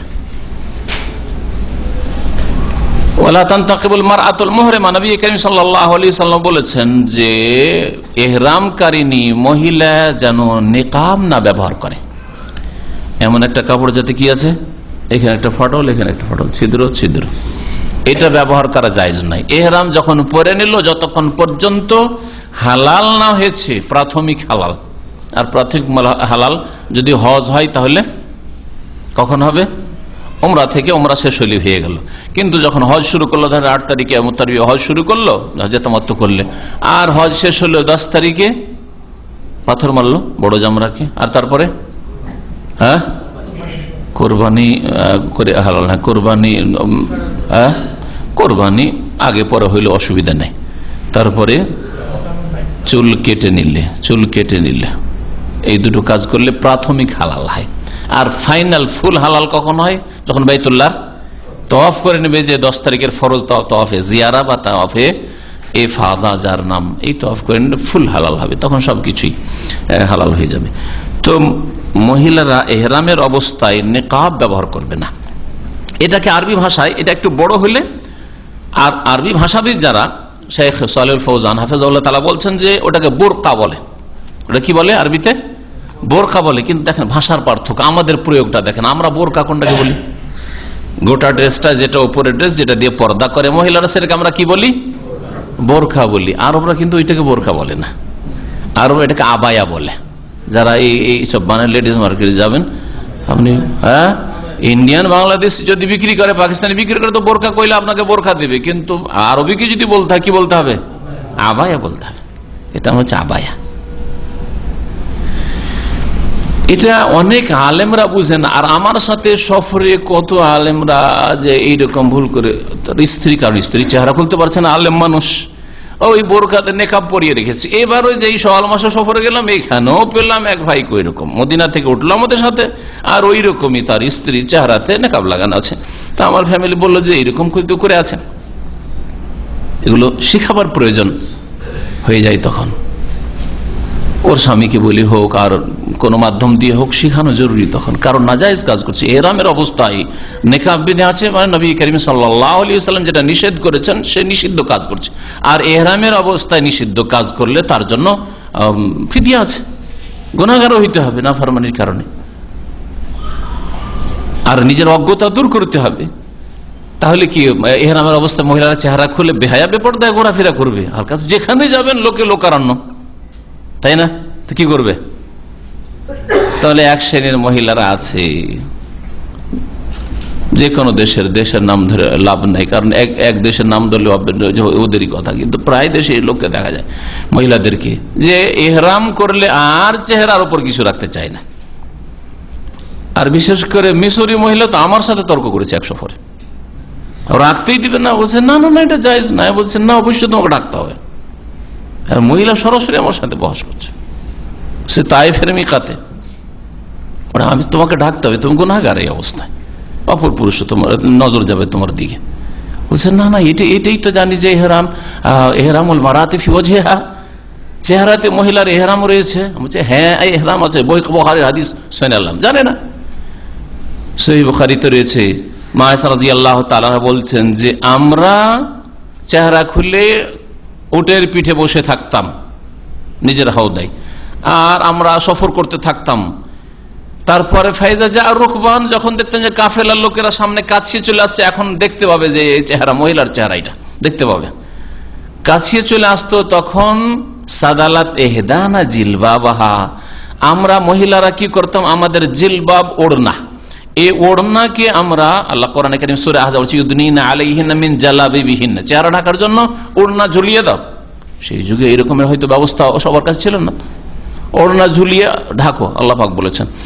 তো সাদালাত এহদানা জিলবাবাহা, চেহারা ঢাকার জন্য, অপর পুরুষের নজর থেকে বাঁচার জন্য, এই গুনাহ থেকে বাঁচার জন্য, গুনার কাজ এটা, তাহলে যে একটা অপর পুরুষের নজর পড়ে একটা মহিলার উপর। সাদালাত এহদানা, আমরা মহিলারা কি করতাম, ঝুলিয়ে নিতাম, লটকিয়ে নিতাম নিজের জেলবাবকে, চেহারা ঢাকার জন্য এইভাবে উপর থেকে। এটাকে সামনের দিকে নামিয়ে দিলে, পাতলা যদি কাপড় হয় তাহলে দেখা যাবে না? তাহলে এইরকম কাপড় রাখতে হবে যেটাতে ফাটল নাই, সেটা ঝুলিয়ে দিতে হবে। এই কাপড়টা ব্যবহার করা সম্পর্কে আবার এক শ্রেণীর লোকেরা বাড়াবাড়ি করেছে, অতিরঞ্জন। ইসলামে বাড়াবাড়ি অপছন্দনীয়, বরং নিষিদ্ধ। গুলু লা তাগলু ফি দীনিকুম, আল্লাহ কোরআনে বলছেন তোমরা দ্বীনে ধর্মের ক্ষেত্রে বাড়াবাড়ি করিও না। যেটা ইসলামে নাই সেটা যদি অতিরিক্ত করে, এটা হচ্ছে অতিরঞ্জন, বাড়াবাড়ি। শিরক বিদাতি হোক, আর এইরকম ধর্মের ক্ষেত্রে কট্টর পন্থা অবলম্বন করাই হোক। যেমন আমি দেখেছি বিভিন্ন হজের সফরে একটা টুপি, খেজুর পাতার টুপি এইরকম লম্বা বাড়িয়ে রেখেছে, শক্ত করে মহিলা টুপিটা পরে আছে, আর টুপির এত দূর দিয়ে এইভাবে পর্দাটাকে লটকে রেখেছে, যাতে করে এই কাপড়টা তার চেহারাকে স্পর্শ না করে। কেন এটা করছে? ধারণা যে এহরামের অবস্থায় মহিলাদের চেহারা যেন কাপড়ে না ছয়, কাপড় স্পর্শ না করে। এটা বাড়াবাড়ি, এমন কোন দলিল নেই। মায়েশা রাদিয়াল্লাহু তাআলা আনহা এইভাবে ধরে থাকেন, সবসময় এইভাবে ধরে থেকেছে না, তাই না? তাহলে চেহারা যদি ছুঁয়েও যায়, ছুঁয়ে যাওয়া আপত্তিকর নাই, কিন্তু ফাটল ওয়ালা যেটাকে বেঁধে রাখা, যেভাবে হোক না কেন বেঁধে রাখি, আর ফাটল রয়েছে, এই নিকাব বা বোরখা ওর চাইতে বড় কাপড় কিন্তু ওতে ছিদ্র আছে, এগুলো নিষেধ করা হয়েছে। যেমন সহিহ বুখারী হাদিস, লা তানতাকিবুল মারআতুল মুহরিমা, এহরাম কারিনী যাতে করে নিকাব ব্যবহার না করে। এইরকম মহিলারা হাত মোজা ব্যবহার করবে না। হাত, অনেক মহিলার হাতে সৌন্দর্য আছে, আকর্ষণ আছে, বরং এমনকি হাত যদি সুন্দর নাও হয়, বুড়ি মানুষের হাত হয়, তো বুড়ার জন্য তো আকর্ষণ আছে না, বুঝেন না? আরবিতে একটা প্রবাদ আছে যে লেকুল্লে সাকেতাতিন লাকেতা, যে কোনো জিনিস যদি রাস্তাঘাটে পড়ে থাকে তো কেউ না কেউ সেটাকে কুড়াবে। আরে আপনি কুড়ালেন না, চারানা পড়ে আছে, আরেকজন চারানি কুড়িয়ে নেবে। হ্যাঁ, একটা সিগারেট পড়ে আছে, আপনি কুড়ালেন, একটা সিগারেট ঘুর কুড়িয়ে নেবে, যে একটা ফ্রি সিগারেট খেতে পেলাম। না, তো এই জন্য কখনো মনে করবেন না যে বুড়ি মানুষ, সুতরাং না না না, যথাসাধ্য ঢাকার চেষ্টা করেন। ঢাকার মানে যে মোজা হইতে হবে জরুরি নয় সবসময়, আপনি কাপড় দিয়ে, লম্বা কাপড় দিয়ে একটু ঢাকতে পারেন। আর বিশেষ করে যেসব মহিলাদের হাত পায়ে ফিতনা আছে, তাদের নিজেকেও ফিতনা মুক্ত রাখতে হবে, কারণ সেও ফিতনায় পড়তে পারে, আর অন্যদেরকেও তার ফিতনা থেকে বাঁচাতে হবে। আপনার এই হাত পা বের করার জন্য একটু উঁচা কাপড় নিচে পরে আছে, এইদিকে হাত খোলা আছে, এদিকে ঘড়িটা প্রকাশে আছে, একটা যুবক ছেলে ফিতনায় পড়ছে। আর যুবক ছেলে ফিতনায় পড়ার কারণে হইতে পারে, এটাও হইতে পারে যে আপনি দেখছেন যে বারবার যুবক ছেলেটা তাকাচ্ছে, আর ওকেও দেখতে তো আমাকে ভালো লাগছে, তা আমিও কেন আর এই ক্ষেত্রে ওর দাবি দাওয়া পূরণ করব না, আমিও একটু কথাবার্তা বলিনি। ফিতনা হইতে পারে না? অবশ্যই হইতে পারে। আর না হলে এক পক্ষ থেকেও যদি ফিতনা হয় তো সেটাই বড় ফিতনা।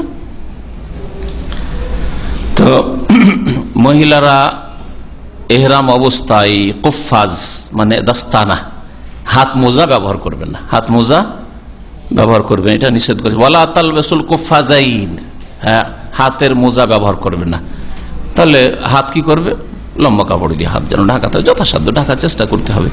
হাত চেহারার মতো নয়, চেহারার ঢাকায় যে তাগিদ রয়েছে হাতে সেটা নাও হতে পারে, কিন্তু প্রয়োজনে হাত কাজকাম করার জন্য হাত খুলতে হতে পারে, কিন্তু যথাসাধ্য ফাত্তাকুল্লাহ মাস্তাতাতুম, যথাসাধ্য আল্লাহকে ভয় করো এবং নিজেকে ফিতনা মুক্ত রাখো, অন্যদেরকেও তোমার ফিতনা থেকে বাঁচাও।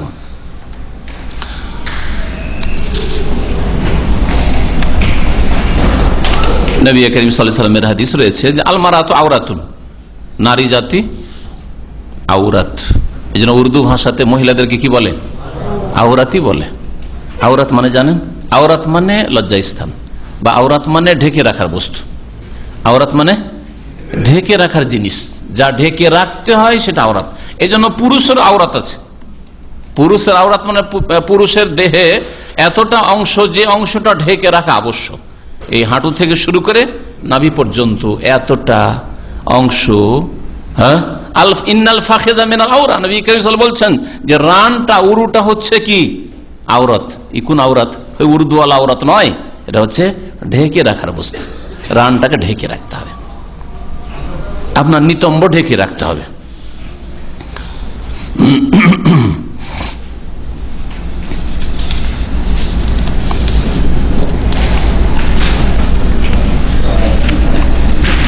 ইমাম ইবনুল কাইয়িম রাহমাতুল্লাহ আলাইহি বলছেন, ওয়ালাইসা আনিন নবী সাল্লাল্লাহু আলাইহি ওয়াসাল্লাম হারফুন ওয়াহিদুন, নবী করিম সাল্লাল্লাহু আলাইহি ওয়াসাল্লাম থেকে একটা অক্ষরও প্রমাণিত নেই। কিসের ব্যাপারে? ফি ওয়াজুবে কাশফিল মারআতি ওয়াজহাহা, যে মহিলারা ইহরাম অবস্থায়, ইনদাল ইহরাম, ইহরাম অবস্থায় চেহারা খুলে রাখবে। একটি অক্ষরও এই ক্ষেত্রে কোন দলিল প্রমাণ নেই যে মহিলারা ইহরাম অবস্থায় হবে যখন চেহারা খুলে দেবে। যেমন আমাদের দেশের অধিকাংশ ভারত, বাংলাদেশ, পাকিস্তান অধিকাংশ মহিলারা হজ উমরায় আসার পরে কি করে, একটা এই পর্যন্ত একটা আজকাল এখানে বিক্রি হচ্ছে নামাজ পড়ার জন্য, ওইটা আপনার বাড়িতে নামাজ পড়ার জন্য ওইটা ঢাকেন, ঠিক আছে, এই চুল পর্যন্ত ঢাকা থাকলে চেহারাটা খোলা থাকলো, কিন্তু ওইটা পরে এতটা জায়গা খোলা, হ্যাঁ এতটা জায়গা চেহারা পুরো খোলা আর মাথা ঢাকা এখান পর্যন্ত, ওটা পরে এহরাম করে, বা ওই রকম একটা কাপড় এমন করে মজবুত করে বাঁধলো যাতে করে একটাও চুল প্রকাশ না পারে, চেহারা পুরোটা খুলে আরো সৌন্দর্য বাড়িয়ে দিচ্ছে। কারণ মজবুত করে মাথা এই পর্যন্ত যখন মহিলারা কাপড় বেঁধে থাকবে তো চেহারার গ্লেজটা আরো বেড়ে যাবে অনেক সময়। কোন এক সময় আমার ছাত্র জীবনের কথা বলছি, বেনজির সাহিবাকে এইভাবে তাকে হজ করতে দেখা গেছে, আমরা হারামে দেখেছি। তো কথা হচ্ছে যে এইরকম মহিলারা হজ বা উমরায় আসে, আর আসার পরে মনে করে চেহারা তো খুলে রাখতে হবে, সেজন্য তারা চেহারাকে খুলে দেয়। নবী সাল্লাল্লাহু আলাইহি ওয়াসাল্লাম থেকে একটি অক্ষর এই ক্ষেত্রে প্রমাণিত নেই।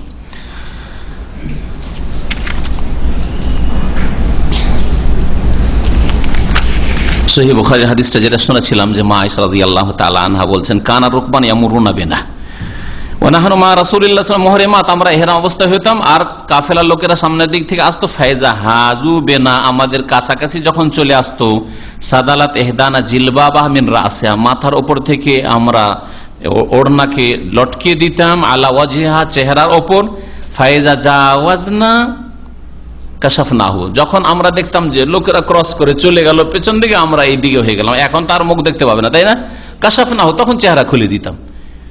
তাহলে মহিলারা এহরাম অবস্থায় চেহারা খুলে রাখবে ওই সব জায়গায় যেখানে দেখছে যে এখানে তার কোনো পুরুষ লোকের নজর আসে না বা পুরুষ লোক দেখতে পায় না, তখন চেহারা খুলে রাখবে।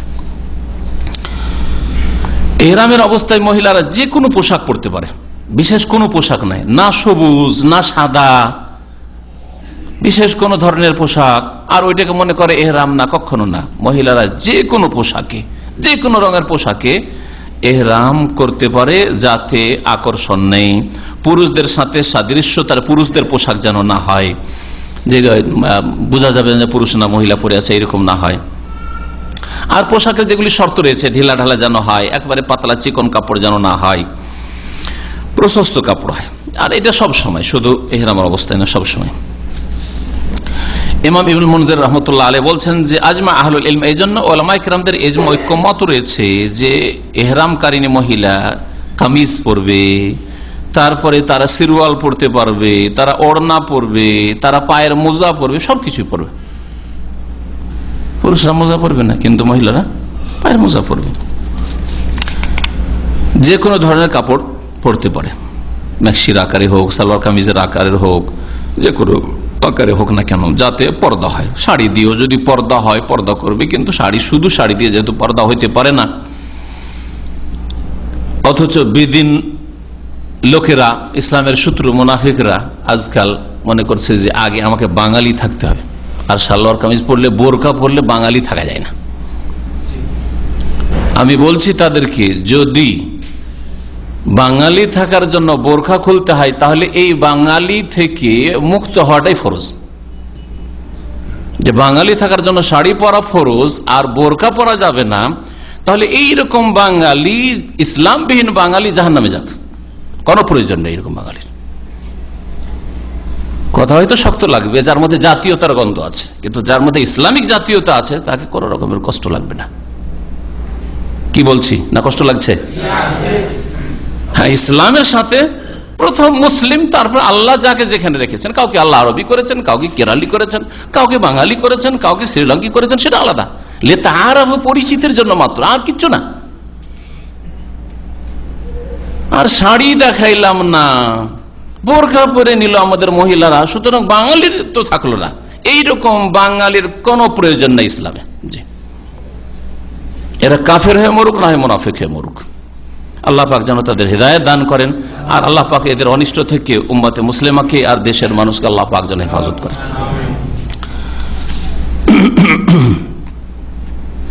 মহিলারা তালবিয়া পাঠ করবে, কিন্তু তালবিয়াতে উচ্চ স্বরে তারা তালবিয়া পাঠ করবে না, বরং নিজেকে শোনাবে। আবার এমন মনে মনে না যে নিজেকেও শোনাই না, এই ক্ষেত্রেও হয় বাড়াবাড়ি, তার স্বামীও তালবিয়া পড়েছে, ও তালবিয়া পড়েছে, স্বামীও গিয়ে সাফা মারতে দিচ্ছে দৌড় ওই জায়গাটাতে, হ্যাঁ, দুই গ্রিন বাতির মাঝখানে ওই স্ত্রী ওর সাথে দৌড়ছে, বেহায়া। এটা না, যেখানে আল্লাহ পাক পার্থক্য করেছেন পার্থক্য করবেন। আর আবার কিছু মহিলার আছে তালবিয়া যেহেতু জোরে পড়তে হয় না, এই জন্য না নিজেকে কখনো শোনালো না, দেখলাম না যে রাস্তাতে তালবিয়া মুখটা নড়ছে, তালবিয়াটা নিজেকে শোনাচ্ছে, তাহলে একেবারে মনে মনে না নিজেকে শোনাবে, নিজেকে শোনাইলো, তাহলে এই শোনাতে আকর্ষণ নেই পাশের লোকের জন্য। কিন্তু এক মহিলা যদি বলল লাব্বাইক আল্লাহুম্মা লাব্বাইক, আকর্ষণ আছে, এটা চলবে না।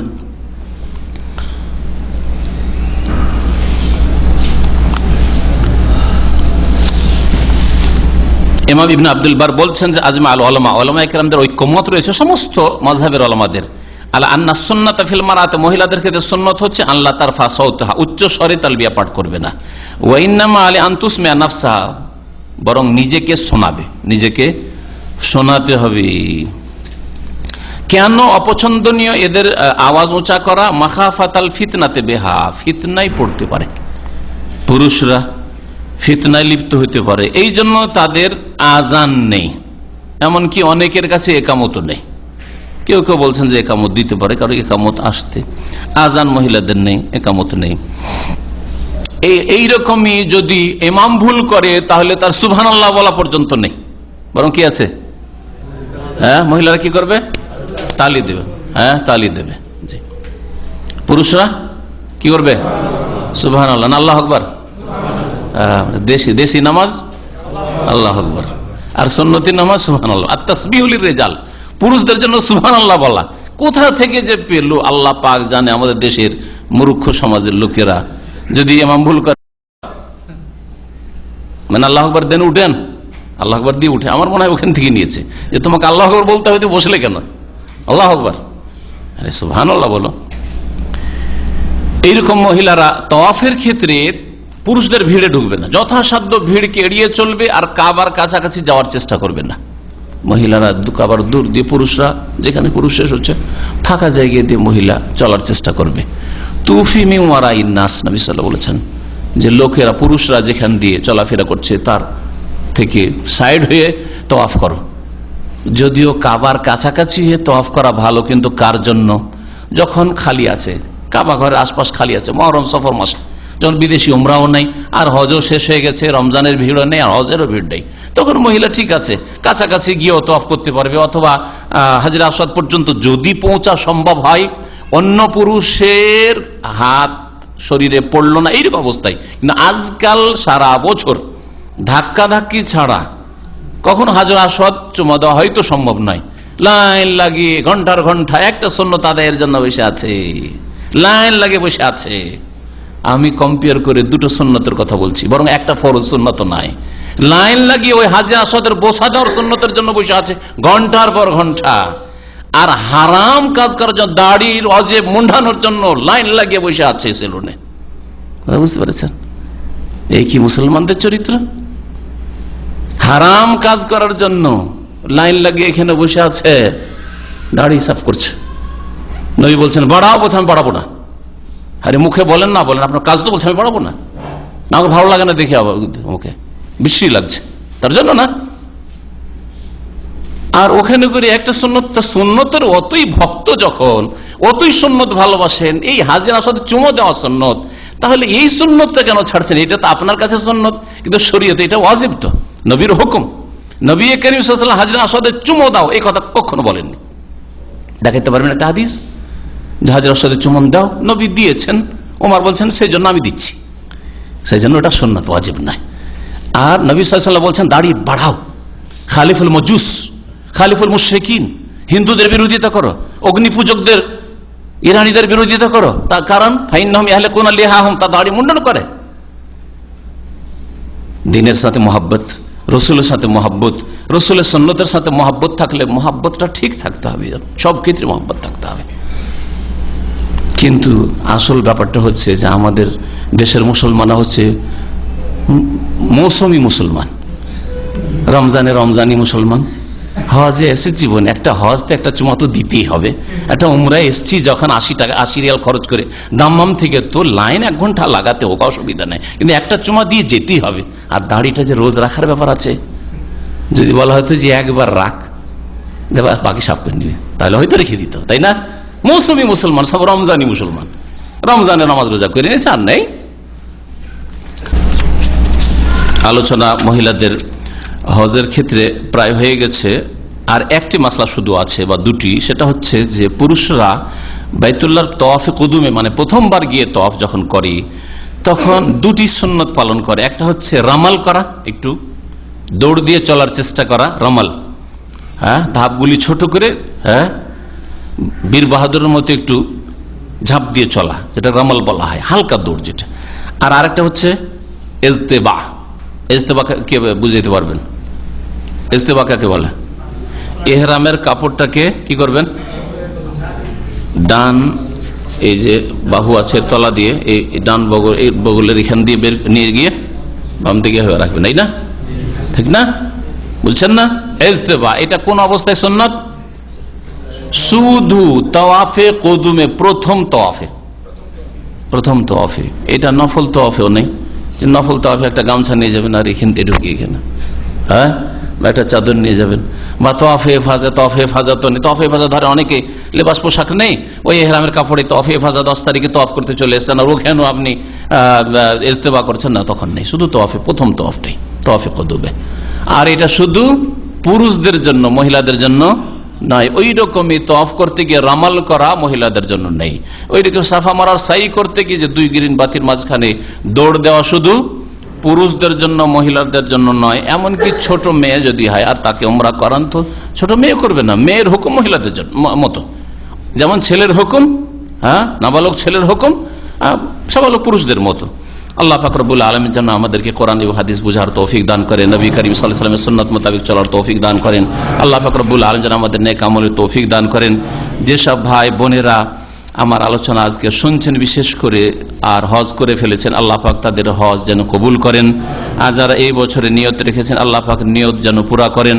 আর যেসব ভাই বোনেরা মুমিন মুমিনাত সারা বিশ্ব থেকে হজ করার জন্য এসেছে অথবা আসবে, আল্লাহ পাক তাদের সহি সালামতে নিয়ে আসেন। আর সহি সালামতে আল্লাহ পাক তার মেহমানদেরকে যেন নিজ নিজ বাড়ি স্থান পর্যন্ত ফিরিয়ে দেন। আল্লাহ পাক যেন তাদের সব জায়গায় হেফাজত করেন। আল্লাহ পাক রব্বুল আলামিন যেন আমাদের রহম করেন। আল্লাহ পাক আমাদেরকে সমস্ত অনিষ্ট বালা মুসিবত থেকে আল্লাহ পাক যেন হেফাজত করেন। আল্লাহ পাক আমাদেরকে যেন আখিরাত জান্নাতুল ফিরদৌস দান করেন। আল্লাহ পাক রব্বুল আলামিনের কাছে দোয়া করি, আল্লাহ পাক রব্বুল আলামিন আমাদের মা বাবার উপর যেন রহম করেন। আল্লাহ পাক তাদের যেন, যারা বেঁচে আছে, আল্লাহ পাক যেন তাদের হেফাজত করেন, তাদের সুস্থতা যেন দান করেন। যেসব ভাইরা অসুস্থ রয়েছেন, আল্লাহ পাক তাদেরকে যেন সুস্থতা দান করেন। যেসব ভাইরা পেরেশানিতে রয়েছেন, আল্লাহ তাদের বালা মুসিবত পেরেশানি যেন দূর করে দেন। যেসব ভাইরা কর্মহীন রয়েছেন, আল্লাহ পাক তাদের জন্য হালাল রিজিকের ব্যবস্থা করে দেন। সুবহান রাব্বিকা রাব্বিল ইজ্জাতি আম্মা ইয়াসিফুন ওয়া সালামুন আলাল মুরসালিন আলহামদুলিল্লাহি রাব্বিল আলামিন। তারপরে বিশ্ব ইজতেমা কিসের জন্য? তাবলীগি জামাতের। তাবলীগি জামাতের মূল কিতাব ফাজাইল আমল, যেটা প্রচার করছে সেটা শিরক বিদআত আর জালিয়াতে ভরা। সুতরাং এই কাজটা শুরু থেকেই ভুল কাজ, এই পথে বের হওয়াই গুনার কাজ। ওই আলোচনাতেই বলেছি। হয়তো আর একটা প্রশ্ন ছিল এই সম্পর্কে, তাবলীগ সম্পর্কে। তাবলীগ করবেন বাল্লিগ, আপনি হাফেজে কোরআন, বাল্লিগ মা উনজিলা এলাইকা মির রব, যা নাজিল হয়েছে রবের পক্ষ থেকে। ফাজাইল আমল নাজিল হয়েছে না কোরআন কারীম নাজিল হয়েছে? ফাজাইল আমল তাবলীগি নিসাব নাজিল হয়েছে না রাসূলুল্লাহ সাল্লাল্লাহু আলাইহি ওয়াসাল্লামের হাদিস সহিহ বুখারী মুসলিম এগুলো নাজিল হয়েছে? এগুলো হচ্ছে ওহী। ওহীর তাবলীগ করতে হবে। আর এই কিসসা কাহিনী যাতে শিরক বিদআত ভরা রয়েছে, আর যাতে কখনো ডাইরেক্ট আর কখনো ইনডাইরেক্ট পরোক্ষভাবে আহ্বান রয়েছে যে ওলিয়া আউলিয়া দিতে পারে, নবীর হাত বেরিয়ে আসে, সুতরাং নবীর কাছে চাও। নবীর কাছে গিয়ে মহব্বতের সাথে দুরুদ পড়লে নবীর থেকে সালামের জবাব আসে, এগুলো কথা নেই? তাহলে ওটা কি ইসলামী কিতাব হলো না বিদাতি কিতাব? কখনো ইসলামী সুন্নতি কিতাব নয়, বিদাতি কিতাব। আর তা নিয়ে বের হওয়া ইজতেমাতে হোক আর এমনি একাই হোক জায়েজ নয়। একাই যদি কেউ আমি ইজতেমাতে যাবো না, ইজতেমা মানে তো সম্মিলিত গ্যাদারিং করা, একাই আমি যাবো ফাজাইল আমল নিয়ে বেরিয়ে গুনহার কাজে বেরিয়ে যাবে। শুনে রাখেন ভালো করে। আল্লাহ পাক যেন বুঝার তৌফিক দেন, ভালো করে বুঝার চেষ্টা করবে, নিরপেক্ষে গোঁড়ামি করে নয়, নিরপেক্ষই। আপনাকে বলছি কোরআন নিয়ে বেরোন, কেন কোরআন নিয়ে বেরোতে পারছেন না? আপনাকে বলছে 40 নির্ধারিত করেন, 3 দিন নির্ধারিত করেন না। আরে ভাই, কোরআন কারীমের তরজমা তাফসীরটা নিয়ে দিনে 1 ঘন্টা করে, আধা ঘন্টা করে, যার যতটা সময় হচ্ছে যান, বিল্ডিং এ যান, আর ওই রুমে বসে যান, যারা ফিল্ম দেখছে, যারা হারাম কাজ করছে, যারা তাস খেলছে, তাদেরকে বলে ভাই তোমাদেরকে একটা হাদিস শোনাবো, একটা আয়াতের তরজমা শোনাবো। বেরোন না আপনি। না কেন না ভাই, চলেন আজকে বৃহস্পতিবার এখানে আলোচনা আছে, চলেন ওখানে গিয়ে একটা আলোচনা শুনে আসি। কেন বেরোন না? সুন্নতি কাজে বেরোতে পারেন আর বিদাতি কাজে বের হওয়ার জন্য লেগে পড়েছেন। জি, যে কোনো জায়গা থেকে পালিয়ে গিয়ে লুকিয়ে হজ করা জায়েজ নয়। জি, সরকারের আইন অমান্য করে এইভাবে হজ করা, বিনা পারমিশনে, বিনা তাসরিতে হজ করা জায়েজ নয়। সে ব্যক্তি গুনাহগার হবে। আল্লাহ পাক উলিল আমরের নেতার আনুগত্য করা ফরজ করেছেন।